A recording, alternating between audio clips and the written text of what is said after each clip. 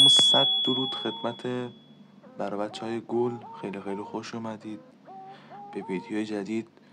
امروز بعد بریم دوتا از سنس‌های خفنی که پیدا کردم از یوتیوبرها بریم اونا رو تست کنیم واسه موبایل.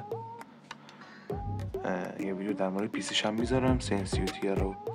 و اینکه بذارید بریم سراغ ویدیو. بریم ترنینگ استارت کنیم.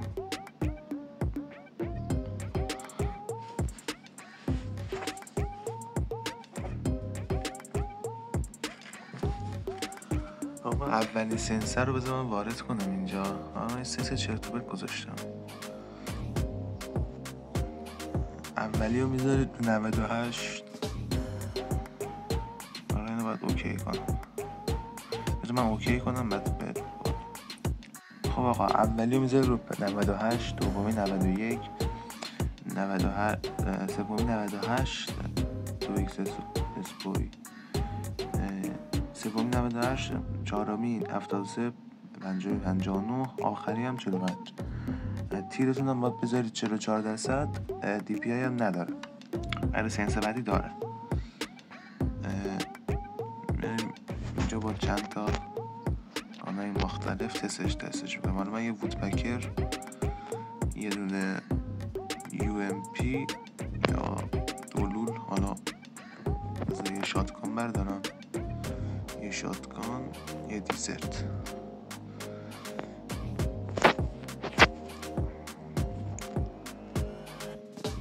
این سه خط هم بگیرم و خط هم بگیرم واسه با خط دیگه تستش میکنم. دیگه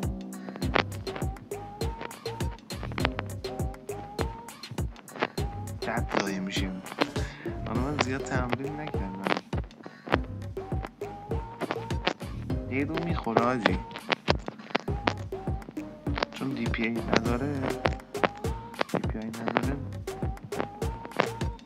یکم نمیشه کشید بالا، ولی سنس رو میخوره، یکم سفته.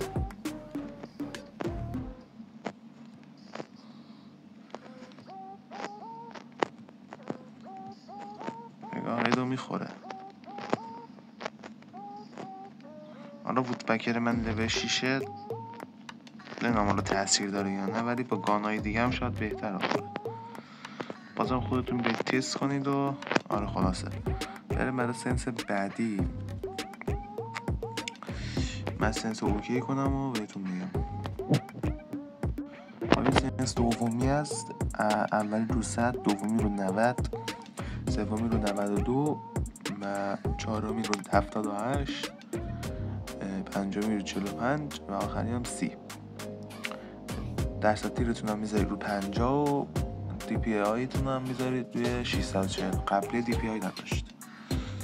حالا من دوباره با همین گانا تست میکنم.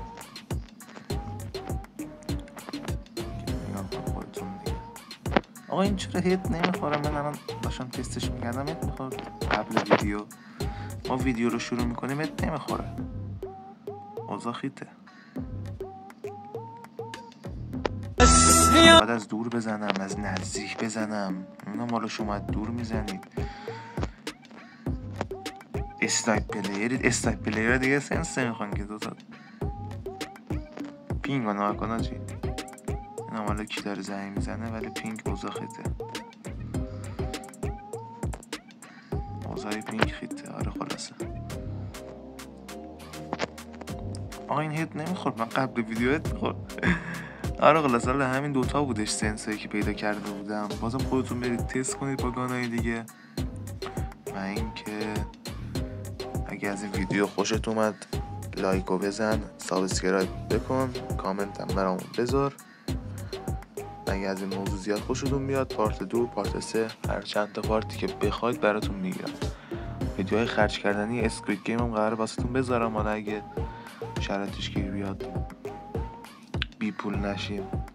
و اینکه همین دیگه. مرسی که تا اینجا ویدیو تماشا کردید. مراقب خوبیاتون باشید. فعلا خداحافظ.